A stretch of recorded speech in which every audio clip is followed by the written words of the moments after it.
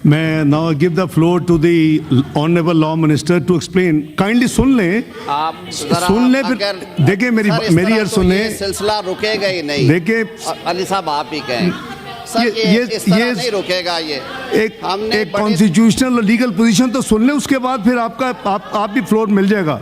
इनको एक्सप्लेन तो कर लेते कामरान साहब। बहुत शुक्रिया जनाब चेयरमैन।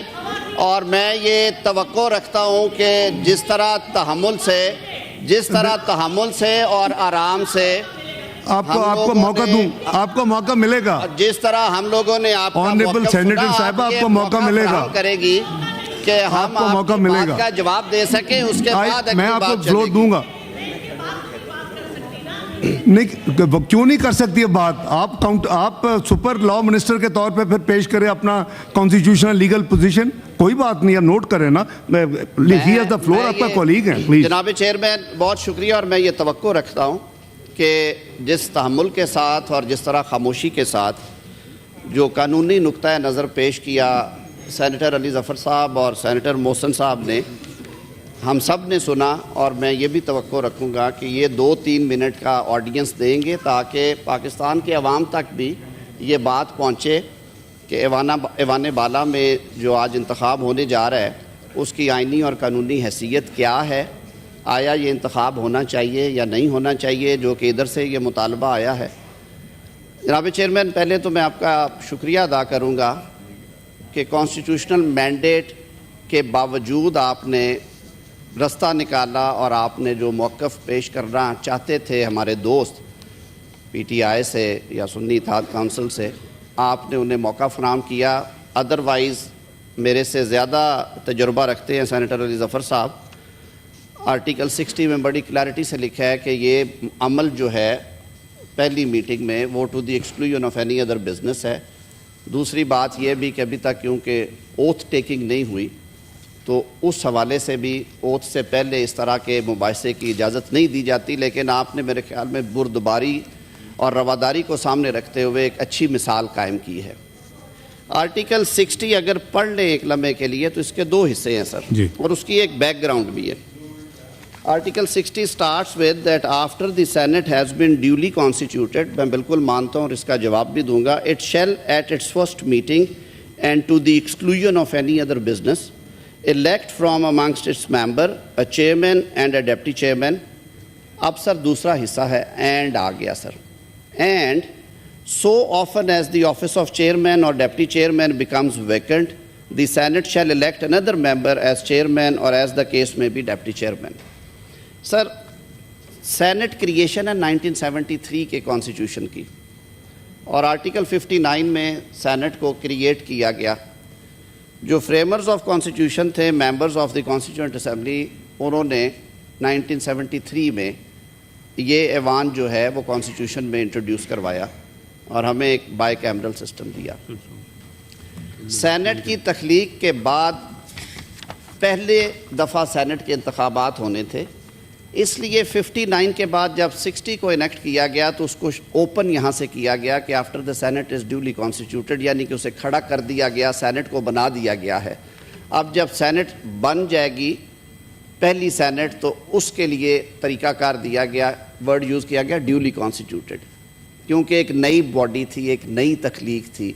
हमारे सिस्टम में पहले सेनेट नहीं थी, लेकिन फ्रेमर्स के ज़हन में था कि उसके बाद ज़ाहिर है वक्फे से कई दफ़ा ड्यूरिंग द सेशन और कई दफ़ा जब सेनेट का पीरियडिकल सेशन एक ख़त्म होता है, ये हाउस कंटिन्यू करता है, तो 3 साल के बाद जब इंतखाबात होने हैं तो उस हिस्से में दोबारा बिल्कुल लैंग्वेज बड़ी सिंपल है। और मैं फिर 53 का भी हवाला दूंगा जिसमें नेशनल असम्बली का जिक्र किया गया है। उसमें लिखा है and so often as the office of chairman और deputy chairman becomes vacant, the senate shell elect another member as chairman और एज द केस में बी द डेप्टी चेयरमैन। तो वहाँ पे ड्यूली कॉन्स्टिट्यूटेड का वर्ड यूज़ नहीं किया गया। Term of office of chairman और deputy chairman shall be 3 years from the day on which the enters upon his office. Article 53 को अगर देखें, बहुत सारे हमारे साथी हैं जिनका ताल्लुक पेशा कानून से है। आर्टिकल 53 में जब नेशनल असम्बली की बात होती है तो उसमें भी ड्यूली कॉन्स्टिट्यूट का वर्ड यूज़ नहीं किया गया। उसकी वजह यह है कि national assembly already in existence थी उस टाइम पे, जिसने یہ کانسٹیٹیوشن بنایا. 53 میں آ کے انہوں نے سمپلی یہ کہا after a general election the National Assembly shall at its first meeting and to the exclusion of any other business elect from amongst its member a speaker and a deputy speaker and so often سارا. Duly constitute اس لیے use کیا گیا کہ اس وقت Saint نئی کھڑی کی گئی تھی, یہ ایک نیا اضافہ تھا آئین میں. اب ہم تھوڑا سا ہسٹری میں چلے جاتے ہیں کہ آیا اس طرح کی صورتحال پہلے کبھی آئی. یہ میں الگ سے ایکسپلین کروں گا کہ آج اس سچویشن سے ہم کس طرح سے ہمارا پالا پڑا ہے. جناب چیئرمین, جو خیبر پختونخوا کے الیکشنز پوسٹ پون ہوئے ہیں وہ فورس میجور پہ نہیں ہوئے, وہ وہاں پہ کوئی طوفانی بارشوں کی وجہ سے یا خدا نخواستہ کوئی کسی قدرتی آفات کی وجہ سے وہ الیکشنز ملتوی نہیں ہوئے. ہمیں اپنے دامن میں بھی جھانکنا چاہیے جناب chairman. No offence to any one, وہاں پہ جو ریزرو سیٹس کے اوپر ممبرز الیکٹ تھے انہوں نے اوتھ لینا تھا. اسپیکر صاحب نے سیشن کے لیے, وزیر اعلیٰ خیبر پختونخوا نے ریکوزیشن کرنا تھا سیشن, اسپیکر صاحب نے انہیں اوتھ دینا تھا. سیشن ریکوزیشن نہیں تھا ہو رہا. وہ ممبرز الیکٹ جو کہ ایک اچھی خاصی تعداد میں 20 سے زائد لوگ ہیں, انہوں نے پشاور ہائی کورٹ سے رجوع کیا. پشاور ہائی کورٹ نے آرڈر کیا کہ ان کا یہ آئینی اور قانونی حق ہے سیشن بلایا جائے اور ان سے اوتھ لیا جائے, لیکن وہ جو آرڈر ہے وہ خیبر پختونخوا حکومت نے ہوا میں اڑایا. اس کی وجہ سے ان کا اوتھ نہیں ہوا. اس میٹر میں وہ دوبارہ اب کنٹیمپٹ میں بھی گئے ہوئے ہیں اور الیکشن کمیشن کو بھی انہوں نے رجوع کیا. It was in that back ground کہ ان کا کانسٹیٹیوشنل رائٹ ڈینائی کیا جا رہا تھا. تو الیکشن کمیشن آف پاکستان نے آرڈر پاس کیا کہ جب تک ان کا اوتھ نہیں ہوتا خیبر پختونخوا میں سینٹ کے جو دیگر ممبران ہیں, 11 نشستیں ہیں وہاں سے جو فل ہونی ہیں, ان کا انتخاب نہ کرایا جائے.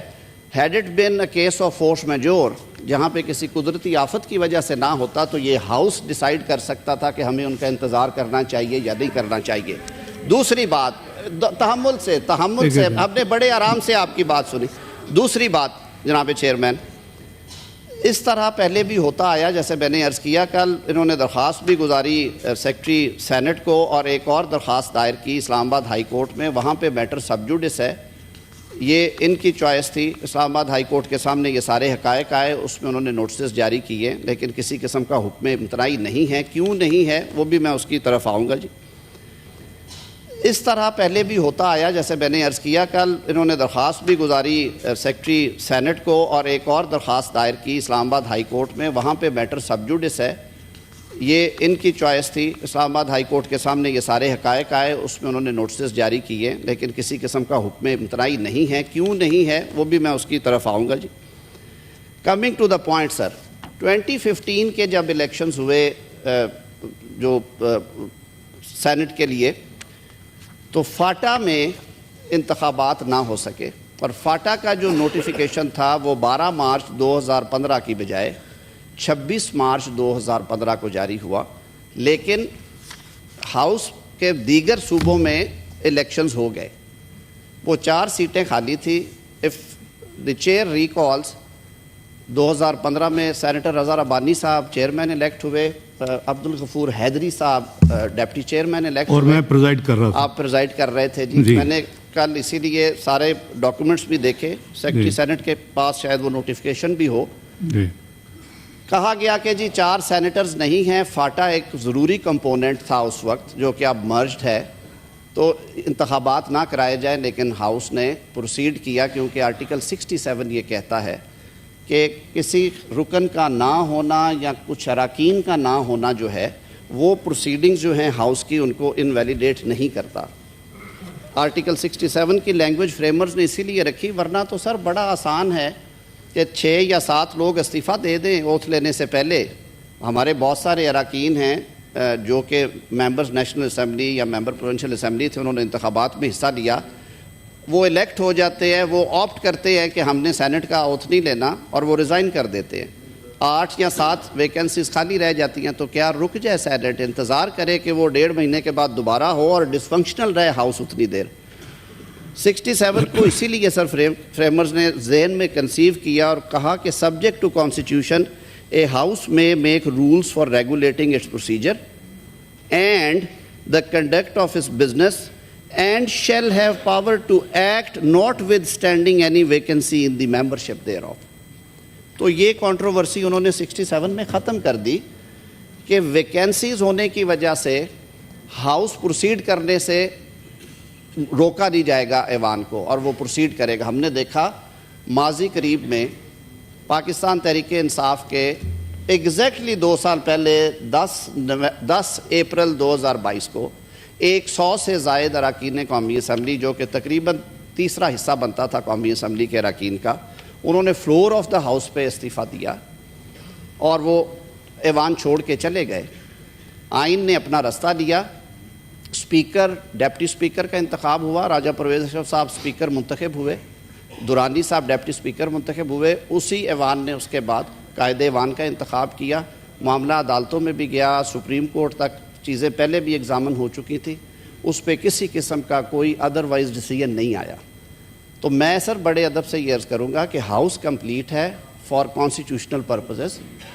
ویکینسیز جو ہے وہ میں نے صرف مورل سائڈ پہ اپنا موقف رکھا ہے. میرے دوست اس سے اتفاق کریں گے کہ کوئی فورس میجور ہو، کوئی ایسا واقعہ ہو گیا ہو وہاں کے جس کی وجہ سے انتخاب نہ ہو سکے. یہ ایوان بالا تر ہے، یہ ایوان ان اٹس اون وزڈم کہتا ہے کہ جی ٹھیک ہے کر لیا جائے. لیکن سر یہ تو کوئی طریقہ نہیں ہے کہ آپ وہاں پہ انتخابی عمل میں رکاوٹ بھی خود کھڑی کریں، انتخابی عمل کو روکیں بھی خود، لوگوں کو ووٹ ڈالنے سے بھی روکیں، اور پھر آپ یہ کہیں کہ جی ہم اس سلسلے کو آگے نہیں چلنے دیں گے، ہم اس سلسلے کو آگے نہیں. عدالتی حکم ہے جناب چیئرمین، عدالتی حکم ہے. عدالتی حکم کے باوجود وہاں پہ ان 26 لوگوں کو اوتھ نہیں دیا گیا جس کی وجہ سے انتخابی عمل رکا. تو میری یہ استدعا ہوگی کہ آج کے آپ نے گریس دکھائی ہے، ایک اچھی روایت قائم کی، رواداری کا مظاہرہ کیا کہ آپ نے ہمارے دوستوں کو موقع دیا تاکہ پاکستان کے عوام تک اصل حقائق پہنچ سکے کہ کوئی پروسیڈنگز بلڈوز نہیں ہو رہی، کوئی آئین کی جو ہے وہ وائلیشن نہیں ہو رہی، قانون کے خلاف نہیں ہو رہا کچھ. اوتھ کی پروسیڈنگز ہوں گی. اس کے بعد جو مینڈیٹ ہے اس ہاؤس کا آج کا مینڈیٹ یہ ہے to the exclusion of any other business. آپ نے چیئرمین اور ڈپٹی چیئرمین کا انتخاب کروانا ہے، یہ آپ کا مینڈیٹ ہے. چیئرمین کا انتخاب آپ کرائیں گے، ڈپٹی چیئرمین کا جو چیئرمین الیکٹ ہوں گے وہ کروائیں گے.